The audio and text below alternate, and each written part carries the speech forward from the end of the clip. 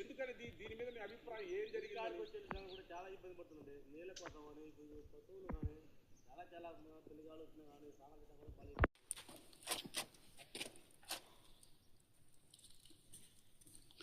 ఒకసారి ఈ నీళ్లను పరిశీలించండి, ఎంత పచ్చగా ఉన్నాయో చూడండి. ఇదిగో ఒక్కసారి చూడండి మీరు కూడా క్లియర్గా. ఇదిగో నేను పోస్తూ ఉంటా చూడండి, ఇది నీళ్ళ. ఇదిగో మీరు కింద కూడా చూడండి ఒకసారి, ఈ నీరా లేకపోతే కెమికలా ఒక్కసారి పునఃపరిశీలించమంటున్నాను. అదేవిధంగా గలగలబారే కృష్ణమ్మలో ఆ కెమికల్ను ఒక్కసారి చూడవలసిన అవసరం ఉన్నది. ఇక్కడ చేపలు పట్టుకునే వాళ్ళు కానీ పిలిగ్రిమ్స్ కానీ ఎంతో మంది వస్తున్నారు. ఎవరి ప్రాణాలు హరించకపోతాయి, దీని మీద పూర్తిగా ఒక అవగాహనకు రావాల్సిన అవసరం ఉన్నది.